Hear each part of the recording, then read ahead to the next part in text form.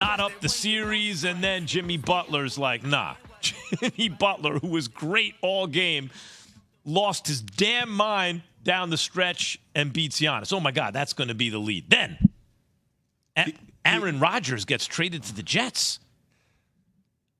And then what happened last night in the Lakers game? It's unreal what's going on. Yeah, I was texting my boy, and I were texting back, and he's part of Miami staff and their team. And in basketball, you mean? Yeah. Uh-huh. He's part of the crew. And he's like, can you just believe that Jimmy Butler wasn't an all-star this year? Can you believe that? Not y'all, but people don't see him like that in the regular season, I guess. That's why I was like asking why. I mean, he's averaging 36 on 63% shooting and 40% shooting from the three-point line. In the postseason. He basically turns into Michael Jordan in the playoffs. In the postseason he's a different player, but in the regular season where they vote on the All-Star, it seems to be that he's not doing in people's eyes the same sort of thing that he does in the postseason. That's probably why. Well, I'd rather have Jimmy Butler now than Jimmy Butler in the regular season anyway. Just get me to the postseason. I mean, that's all I ask. In the regular season, he averaged 23, 5, and 7. But is that all-star worthy versus the dude that was actually voted? And he played 64 games. So that goes back to your Kawhi thing, right? Like, he played 64 games. And Kawhi played 34. Dude plays. Nowadays, 64, it's like, wow, it's a lot of games. And Kawhi's like half of that, right? It's just different, man. It's just, I don't know. Like, but it is. That's all-star level. You could or couldn't make it. And then something happens in the playoffs. He transforms. He's Incredible Hulk. And my boy and I are going back and forth, and he has a prominent role there. I'm like, why do you guys always get overlooked? Is it just because I naturally go to names like Yates and I talk about this? He's like, how many undrafted guys? It just doesn't feel sexy. And you want Miami to be sexy. And you're talking about like Gabe Vincent and Max Strus and Tyler Hero's out and Bam doesn't take enough shots. And then this dude goes for 56 against the number 1 seed and bangs it on Giannis's head. Banged it on GA's head. And you're like, Jimmy, again? Because plain old hard work's not sexy, right? It's like the dude that isn't I don't know. You know, there's always one guy in the school that just always shows up with the dopest girl. You're like, how? Well, let me tell you, Jay. Oh, I thought it was. Key didn't have that problem. I get it. I got it. No, I'm saying. You know what I'm saying, Key? I can't speak to that guy. I'm sorry. Like, is it personality? How are you doing it? Like, what's the secret code? That's Jimmy, man. He's, some guys, again, when they get to the postseason, they're different players in sports, right? It's like when you look at guys in other sports, when Tiger got to certain tournaments and down the stretch, he became just this different type of animal as a golfer. You look at tennis and Serena, when she got into the big tournaments, she just smashed everybody when people might get her in the little rinky-dink tournament because she's not really laser focused. And you look at Jimmy Butler, he turns up a notch in the postseason, where in the regular season he's just, he's good, but he's not turning up like that. See, I once did this back in the day on New York radio, like Dante's Inferno, but levels of clutchness, right? So you got the guys like Mariano Rivera, the best closer of all time. How'd he do in the playoffs? 3 times better than normal. Very hard. Michael Jordan, the best ever, somehow raises his level. That's like the highest level. Then underneath that, you got guys who are normally all-stars. Key, I'll give you a dude like this from the Dodgers. Fernando Valenzuela. Among the best pitchers in the league most years, but he wasn't like, except for that rookie year, it was not like, that's the best pitcher in the NL.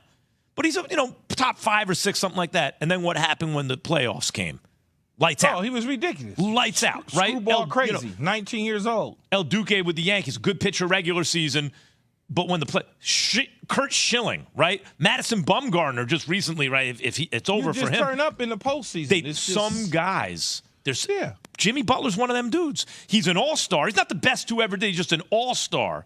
And when the pressure's on, he turns into an all-time great. The dude's an all-time great when the pressure's on. And when you flip it on the flip side of things, these conversations come up for other people. They shrink when they get to the postseason. 100%. All right, Key, it's time to make the statement because I need to see it next game. I have to see it. And GA is my guy. I'm going to need the defensive player of the year to actually guard Jimmy Butler. Like every possession. It's time.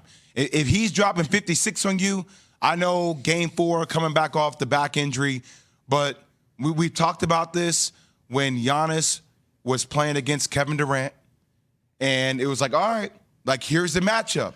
But the problem that you face, though, right, Jay, is that if you have him guarding him for the majority of the time, you now put Giannis in a position to get into foul trouble where you need him on the offensive end. So what?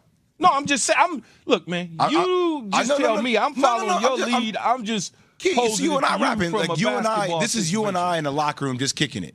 Yo, we down 3-1. I'm not gonna talk to you in the locker room. All right, that's fine. I'm getting ready for the Well, game. I'm gonna tell you what we're gonna do in the locker room because I'm the PG and you will be my strong power forward setting screens. So this Why I gotta set the screen? Because you're a strong screen setter, man. Look at your frame.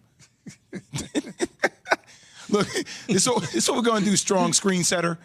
GA, Dillon Brooks, GA, you need to guard this man.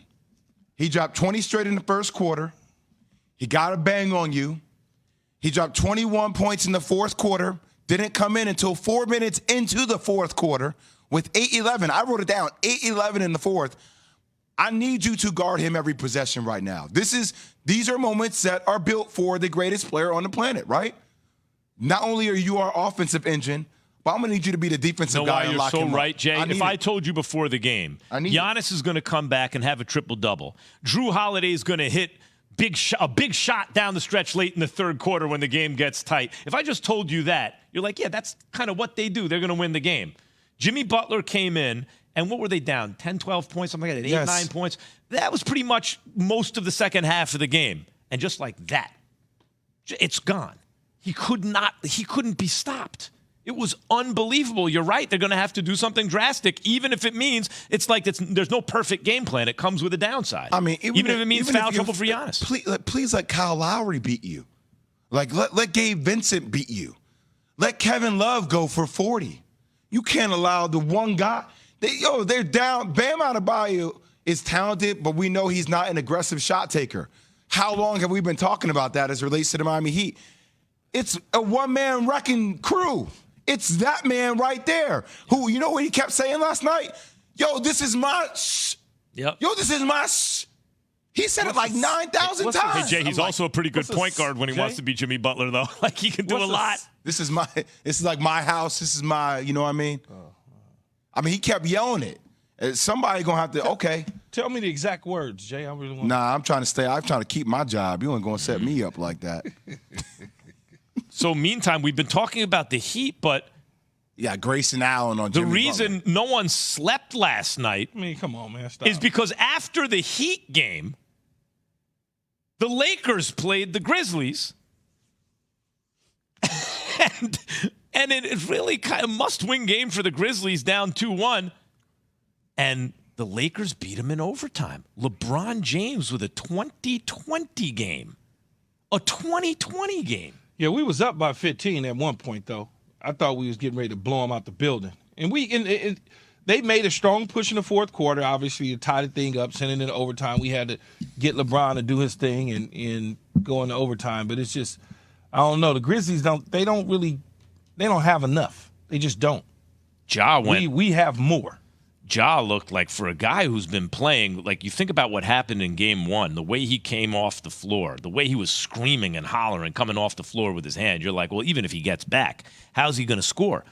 And then he's hitting shots. He's driving to the rack. He's getting, he's LeBron, there you go, we're watching on ESPN2, took the offensive charge, and he goes hurtling to the ground, to the hardwood, does not stop him at all from being aggressive. Ja did what he could. It wasn't enough. And then LeBron almost like going over Jaren Jackson to the defensive player of the year for the layup and or high off the glass, and then hitting the shot that really ended the game in regulation, but it just didn't get it off in time. And then the Lakers pulling it out in overtime. This is considering LeBron's age and where the Lakers came from.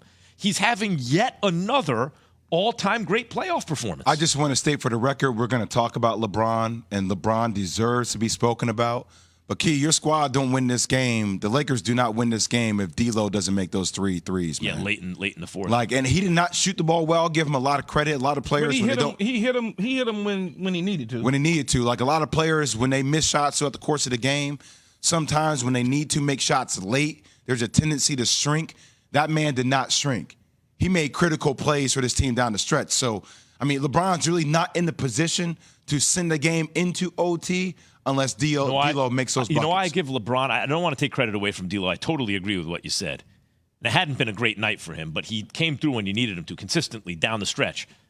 But this is the fact with LeBron and LeBron teams throughout his career, and this is one of the reasons he was able to get a sorry team to the finals in 2007, right? He didn't have anybody yet, let alone all the other times he's been to the finals.